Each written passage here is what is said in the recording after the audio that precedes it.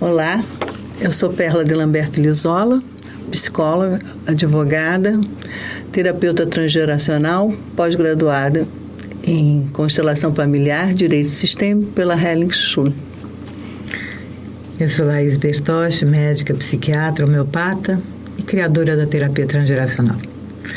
Nós estamos aqui para poder, agradecidas de estarmos aqui juntas, conversando um pouquinho com vocês.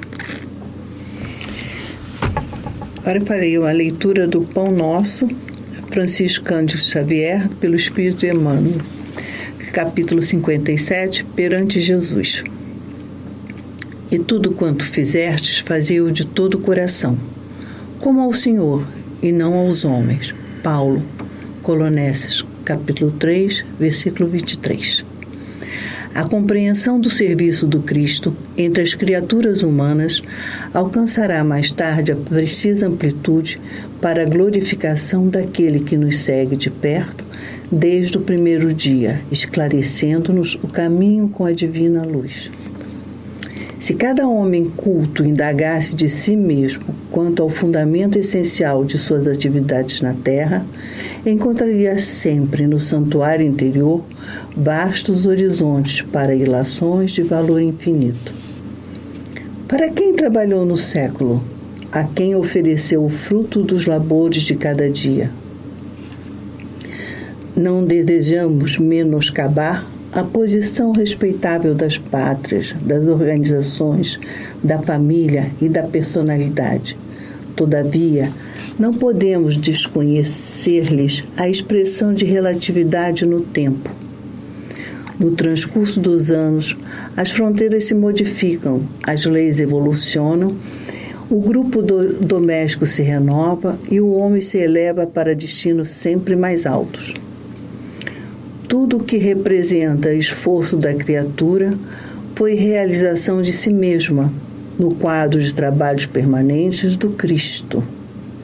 O que temos efetuado nos séculos constitui benefício ou ofensa a nós mesmos, na obra que pertence ao Senhor e não a nós outros. Legisladores e governados passam no tempo, com a bagagem que lhes é própria, e Jesus permanece, a fim de ajuizar da vantagem ou desvantagem da colaboração de cada um no serviço divino, da evolução e do aprimoramento.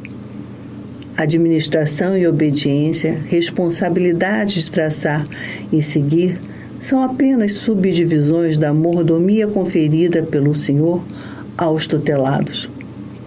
O trabalho digno é a oportunidade santa dentro dos círculos do serviço e a atitude assumida pelo homem honrar ou desonrar a personalidade eterna perante Jesus Cristo. Nós vamos então, juntos aqui, agradecer essa oportunidade de estarmos na Terra, desenvolvendo os nossos talentos, aprendendo uns com os outros e desenvolvendo nossa capacidade de amar. E assim, dia a dia, nos aproximamos mais e mais daquilo que realmente somos. Filhos de Deus, irmãos do Mestre amado, que nos exorta ao crescimento, que nos exorta à paz, que nos exorta a realizarmos a tarefa que Ele mesmo nos conferiu. Pai amado, Mestre querido, nos abençoa agora e sempre. Que assim seja.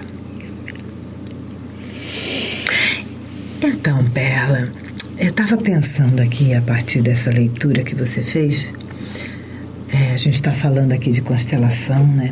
E eu comecei a pensar nesse amor que vincula tudo, esse amor que junta, que une.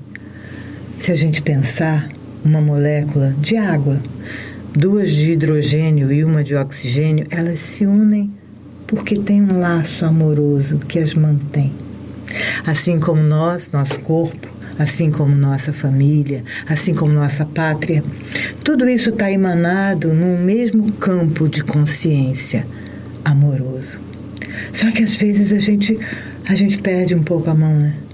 A gente sai um pouco dessa estrutura e dessa capacidade que todos temos de nos amarmos profundamente, de amarmos a essência que somos, e nos assustamos e nos perdemos e nos identificamos muitas vezes com aqueles que sofreram tanto ou até que machucaram tanto.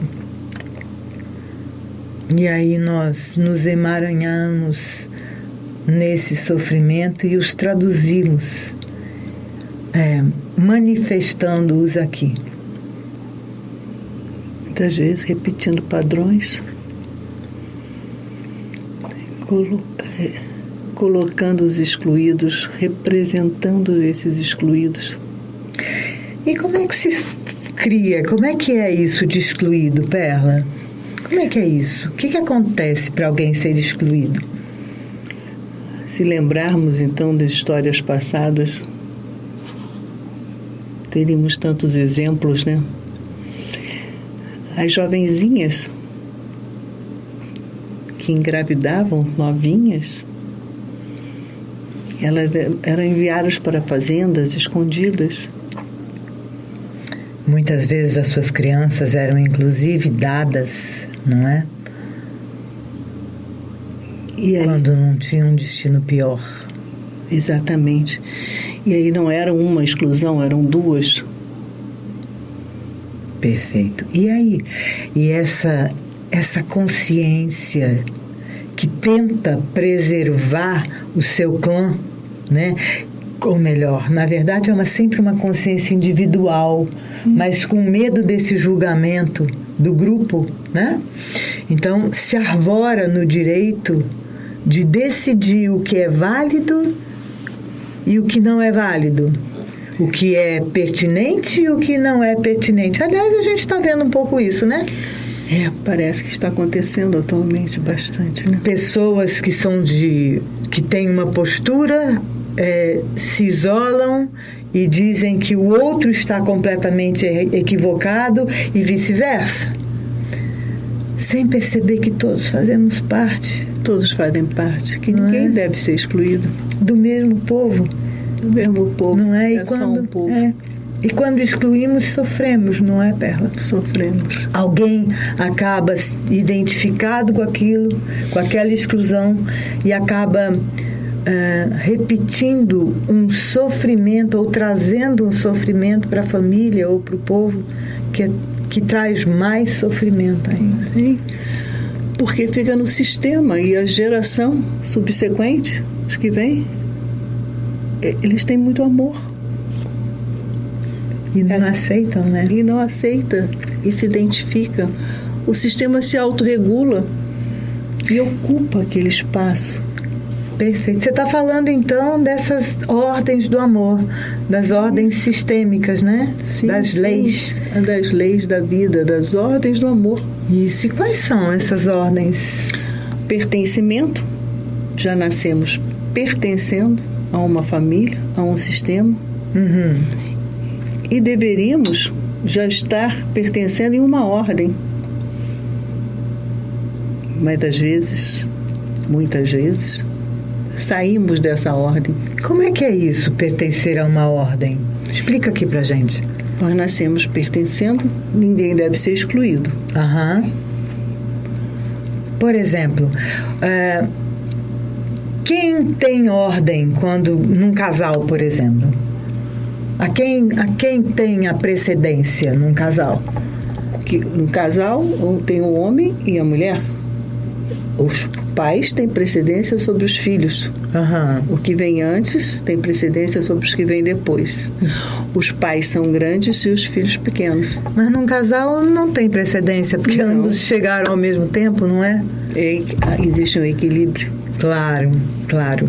E depois, então, vamos supor que esse casal decida se envolver, se casar, ter filhos, ou sejam escolhidos para serem pais, né? É mais por aí. Porque se tiver, mesmo que esses pais queiram ter filhos, mas se não tiver alguém que os queira como pais, eles não terão filhos, não é? E isso é algo que a gente deve aceitar esse destino, não é? Embora seja doloroso, mas existe uma grandeza maior quando eu digo, ok, tudo bem. Essa é a minha vida. É interessante isso mesmo que você está falando, porque antigamente, eu acho que hoje não mais, né? Dizia assim, eu não pedi para nascer. É verdade, é verdade. Até hoje ainda ouço isso. Até hoje. Eu faz tempo que eu não ouço no consultório. Até hoje eu ouço. Pediu-se. E aí, então, a gente estava falando dessas ordens. E você falava dessas ordens de nascimento, né? Que são as ordens de quem nasce primeiro. Então, o casal ambos chegaram no mesmo momento. Portanto, nenhum tem precedência sobre o outro. E os filhos têm o primogênito, ao caçula, que chamamos, né? É importante aqui falar que não é uma questão de julgamento, nem moral nem religioso, sobre os abortos, ou espontâneos ou não, porque eles existem e continuam presentes na hierarquia, na ordem da família, né? Na ordem da família, porque se existe um aborto antes do primeiro filho, esse primeiro filho já não é mais o primogênito. É o segundo, né? É o segundo. É verdade, é verdade. E é interessante isso que nós observamos nas dinâmicas da constelação, a diferença é muito, muito importante. Porque esse se coloca como um primogênito, ocupa uma postura, porque existe essa postura que é natural, é um peso para ele. Claro. Porque ele não está no lugar dele, né? Não está no lugar dele. E, Laís, você tem certeza, você tem observado, às vezes acontece uma viuvez muito cedo, pai morre, e esse filho, em querer ajudar a mãe, começa a ajudar em outros sentidos, no sentido de ocupar o lugar do pai. Perfeito. E isso é de uma dor, é um peso. Claro, a gente tem visto isso, é verdade. Da mesma forma que às vezes a mãe se separa ou até fica viúva e aí acaba se direcionando e colocando esse filho, porque geralmente o filho deseja por amor auxiliar a mãe, mas a mãe muitas vezes por sofrimento, acaba se apoiando nesse filho. Só que ela não tem mesmo mais marido. Ela está viúva. E é o que você falou. O peso para essa criança é imenso. E a cura está justamente que cada um volte ao seu lugar. Esse filho voltar atrás, tomando a posição apenas de filho, dizendo, inclusive, olhando para esse pai, né, honrando esse pai, independente do que tenha acontecido com ele, né? Esse lugar é sempre seu, papai. Sim, isso mesmo. E olhando para essa mãe, né, como mãe, e ele como filho. Por favor, mamãe, eu sou seu filho. Olhe para mim como seu filho. Apenas o seu filho, mamãe, que é muito, né? É muito, e é rico. E aí a gente tem, como você estava falando também, tem o primeiro, o segundo, o terceiro, e cada um tem uma coisa, né? Parece que o primeiro filho, e a gente pode até testar isso, o primeiro filho, ele tem uma tarefa de auxiliar também esses irmãos que vêm depois, sim, né? Ele, como veio primeiro, ele tem mais para dar. Isso. Os que vêm depois. Exato. Os que vêm depois tomam mais, né? Recebem mais. Exatamente. Então, ele tem essa função de auxiliar puxar, vamos dizer assim, esses irmãozinhos, né? Para que eles possam seguir. E é interessante também, né? Nesse sentido, que ele, como irmão, ele assumindo esse papel, ele está no lugar dele. Agora, muitas vezes, que nós, tenho certeza que você também vê isso, que são os filhos, alguns filhos tomaram lugar de maior que os pais. É verdade, é verdade. E eu vejo que muitas vezes na nossa educação, muitas vezes os pais tiveram uma educação muito rígida e não quiseram passar essa educação tão rígida para os seus filhos e acabam sendo amiguinhos desses filhos. Só que os filhos deixam de ter pais, né? Sim. Perderam os pais, ganharam amigos que eles têm, outros, mas... E esse lugar? Então, eles não podem ser filhos também. Como eles não podem ser filhos, eles acabam assumindo uma postura de pais desses pais. E a bagunça, o emaranhado nessa família fica completo, né? Porque o filho se coloca numa posição arrogante de se achar grande. E não é. O filho é pequeno sempre em relação aos pais. Isso. E um peso, né? A gente tem visto isso, que essas pessoas são altamente fatigadas, há um sofrimento em tomar esse lugar que não é seu. Então, o melhor lugar que nós temos no mundo é o nosso lugar. É o nosso lugar quanto filhos, é o nosso lugar quando pais, mãe ou pai, o nosso lugar quando netos ou avós, enfim, esse é o melhor lugar, sempre, não é? E a gente estava conversando um pouquinho antes aqui sobre essa mãe ou esse pai que por algum motivo perdeu o parceiro. E aí ele não coloca um filho no lugar, mas ele mesmo assume o lugar desse que partiu, não é? Que assumiu os dois papéis. Assumindo os dois papéis. Ela nunca vai conseguir assumir os dois papéis, não lhe cabe isso. É estar fora do lugar de novo. Sim. Não é? Então, o bom lugar é aquele que lhe pertence. Se eu sou mãe, eu só sou mãe. E eu só posso me comportar como mãe. Eu não sou pai e mãe, eu sou mãe. Da mesma forma que o pai, por exemplo, que tenha ficado viúvo ou que tenha se separado da esposa, ele também não é mãe, ele é pai. E somente pai. E para os filhos isso fica muito claro, não é? Ele não tem problema. Exatamente, né? Respeitando o lugar do outro, mesmo que esteja vazio, ele existe. Exato, exato. O lugar do cônjuge ali, né, da mãe, do pai, ele existe. E tocando nesse assunto, uma coisa bastante importante também, que a gente vê, né, Perla, é quando o Bert Hellinger fala muito sobre isso de uma forma muito apropriada. Ele diz que os filhos deveriam sempre ficar com aquele que mais honrasse, que mais respeitasse o outro. Não é? Porque aquele que não qualifica o pai ou a mãe daquela criança está excluindo da criança essa paternidade ou essa maternidade e, portanto, impedindo que essa criança tome inteiramente a sua vida. Né? Isso a gente vê muito no direito sistêmico e tudo, a gente vê na vida, é a alienação parental. Isso mesmo, que é terrível para a criança. É um malefício que os pais não têm ideia da extensão da dor que eles provocam nessas crianças, quando eles impedem que essa criança possa assumir esse pai e essa mãe. Gente, não tem como você mesmo falou, nós nascemos de um pai e de uma mãe, independente de como tenha sido, mas existe uma parte, o nosso corpo foi feito, ele existe a partir de um gameta, da união do gameta feminino com o gameta masculino. Isso. E não tem como fugir disso. Portanto, existe um pai e existe uma mãe. Não importa.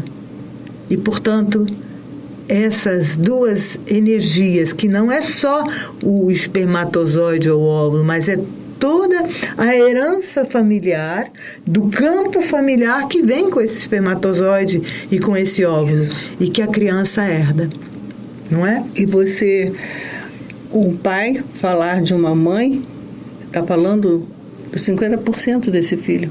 Causa um vazio, mesmo. Exatamente. Uma dor, como se ele, filho, não fosse bom. Exatamente. Ele não pensa que é a mãe que não é boa. Ele não é bom. Exato. E quem disse que essa mãe não é boa? Não é? É a mãe que aquela criança precisava. É E a quem mãe disse? certa. Exato. E quem disse que aquele pai não é bom? É o pai que aquela criança precisa.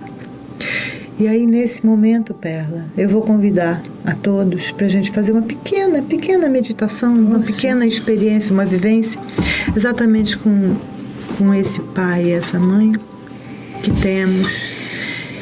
E nesse momento, você pode, sentado bem presente, respirar profundamente, inspirando e expirando. E você pode escolher.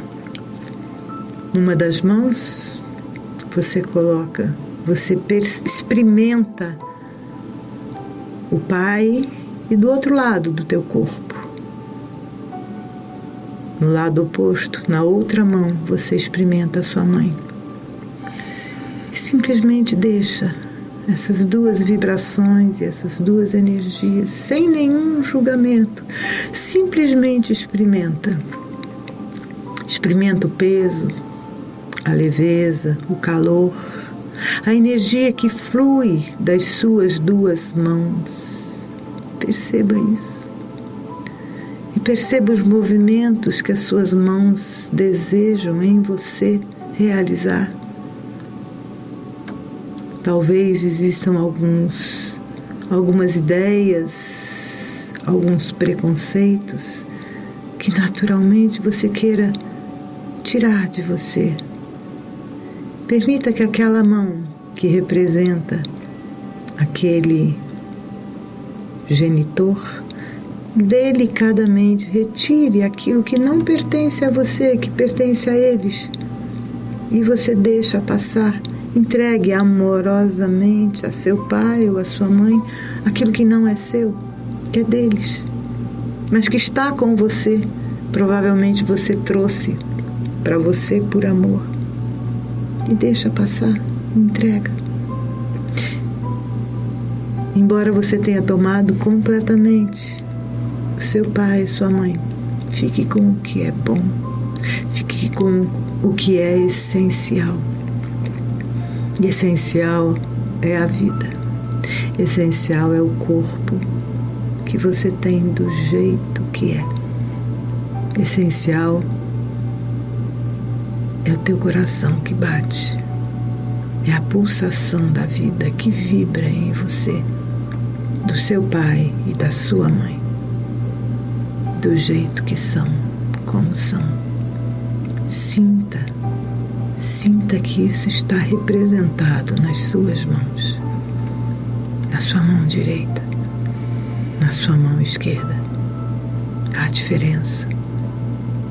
Como você sente sua mão direita, sua mão esquerda?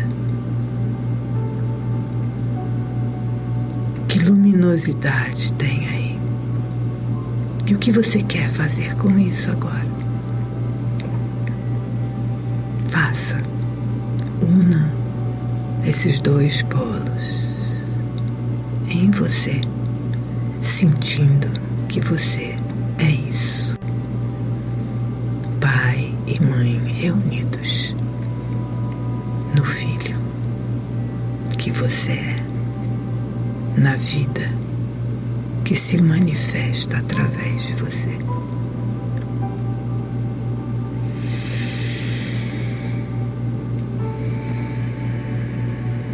Quer fazer nossa prece?